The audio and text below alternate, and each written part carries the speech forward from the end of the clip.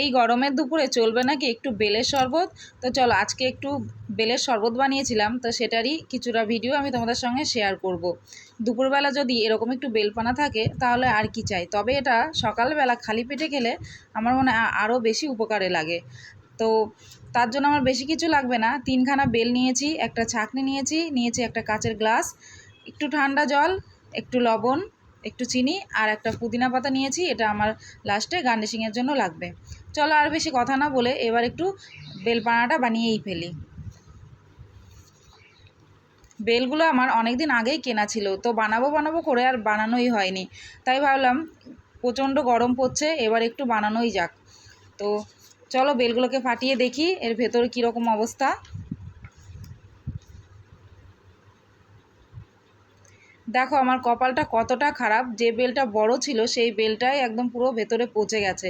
Actually বেলটা আমি ফ্রিজে রাখতে ভুলে গেছিলাম, তো সেই কারণে আর বেলটা আমি ভাবছিলাম এই বেলটার একটু কিছু হবে প্রবলেম। যাই হোক, কোনো অসুবিধা নেই, আরও দুটো রয়েছে, এই দুটো দিয়ে আমি বানাবো।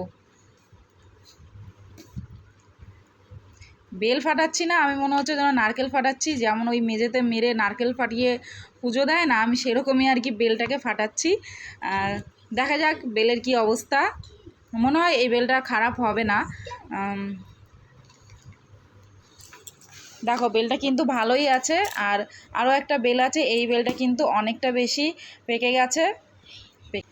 এইবারে এই বেলগুলোকে এক এক করে আমি বাটিটার মধ্যে নিয়ে নেব। দেখো একটা কাঁচের বোল নিয়ে নিয়েছি, এবার বেলগুলোকে আমি হাত দিয়ে বার করে নেব। ছোট ছোট বেল, এর মধ্যে তো আর বেশি পরিমাণে থাকবে না, তা যেটুকু হবে সেটু দিয়েই খেতে হবে। একটা তো পুরো নষ্টই হয়ে গেল, কী আর করা যাবে। আর এই বেলটা তো মানে দেখতে খুবই ভালো লাগছে, আর খেতেও কিন্তু খুবই মিষ্টি হয়েছিল, যেহেতু বেলটা অত্যাধিক পরিমাণে এটা পেকে গেছে আর ওইটা একটু শক্ত শক্ত ছিল। তো এটাকে এখন একটু ভালো করে হাত দিয়ে মেখে নেব বেলটাকে।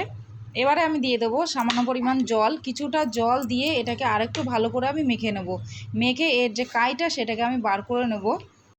তবে এই বেলপানার মধ্যে কিছুটা পরিমাণ দুধ অ্যাড করলে কিন্তু সেটা খেতে আরও বেশি টেস্টি হয়, কিন্তু এটা আমাদের শরীরে হয়তো কোনো কাজেই লাগবে না।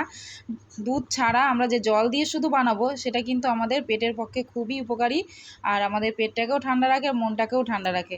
তো সেই জন্যই আজকে গরমের মধ্যে নিয়ে চলে আসলাম বেলপানা। চলো এবার এটাকে রেডি করে নিই।